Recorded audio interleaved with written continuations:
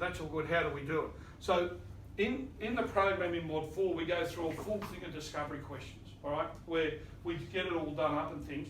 But I just want to give you an idea of some of them today so you can think about, is that you want to understand their needs, so you want to understand their existing situation. This is some of the questions. And again, as I said, in the program, we tailor them to your business. We talk about what they feel they need and why. We talk about the technical specs and requirements that they want, so we're understanding their needs. Their budget and test their budget flexibility. So how often do you ask the question to business you're dealing with, do they have a budget? You ask that? And if they say that their budget's, I don't know, 50 grand, do you ask them more than that, or do you go, oh, thank you, and move on?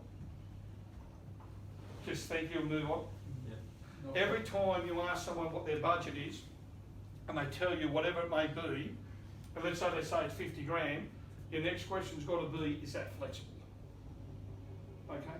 Because if you go back and you give your information to the hub, right, and maybe, let's say it's 5 service bodies, and you know, they've got a budget of 50 grand, the hub come back and say, hey, you know, this is going to come in at 55 grand, you're going to go, oh, I don't know if I'm going to get there because I'm going to be 5 grand out to tell me the budget is 50 grand. But if you ask them if it's flexible and it comes in at 53 or 4 or 5 grand, then the chances are you're going to keep moving forward. And when you go back and say, hey, that's great, it's 55,000 or however you present it, and we'll talk about that later, but at least you can keep moving forward. So it's really important that you ask if their budget's flexible, okay? And we go into more of that in the program. You want to find out who the decision makers are, because there's nothing worse than presenting your whole thing and then someone finding out that they're not the final decision makers. And I know at times that you guys go through the purchasing officer, all right? And we talk about this in the program, but you give it all to the purchasing officer, you know the purchasing officer is going to have to present it to the board, okay?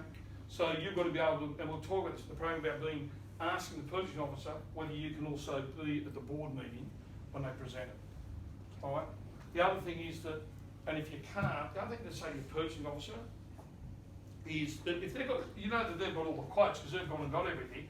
So you say to your purchasing officer, if you build trust and rapport with them, remember I talk about building trust and rapport, they might be the final decision maker to build trust and rapport with them, but if you say to them, hey Daniel, look, I appreciate it. Daniel says, leave that with me, I've just got to send this all to the board now, we'll have a decision by Friday.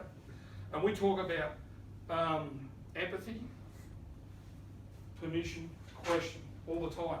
Hey, I appreciate that, Daniel, you've got to send it to the board. Can I just ask you one question? Yeah, what's that? Will that be going through to the board with your approval? Now, Daniel might say, I don't have the authority to approve it. I know, look, I appreciate you don't have the authority to approve it, but with what you've seen, how does it look? Does it look like it's going to go through? Now, again, you might say, oh, I can't ask them that. Why not?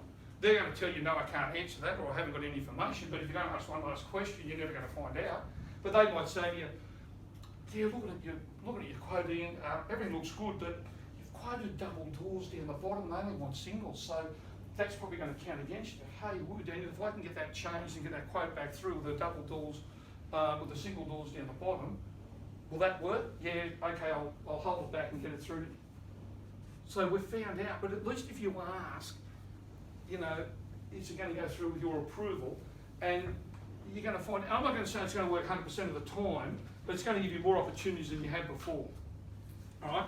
And it does work because there's some businesses that are using that and asking the purchasing officer that at the moment, and they're finding out before it goes to the board, and they're having a good idea, because at the moment, when they tell you that I'll have a decision by Friday, let's say it's Tuesday, you're going, should I have this deal Friday?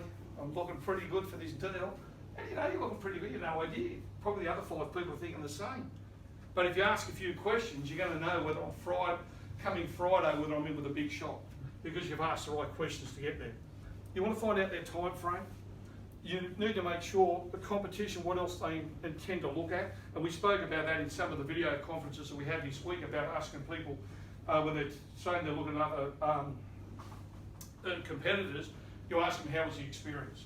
All right, because if you can find out what the experience was like, you can then work on that, and we talk about that through the program. You want to find out options we've already considered, which is if they've been to look at anything, and if there's potential objections with your product that are going to come. So if you've got common objections with different clients that you deal with, just bring the objections up early. Because when you get to the end and they say, oh, this has got no resale value, yeah, but Daniel, you knew that. We spoke at the beginning. Is that really a problem? Oh, no? Okay, well, let's move on. All right? But if you haven't addressed it, you've got to go through it all right at the end, and that's the last thing you want to be going through right at the end is something that you know is going to come up.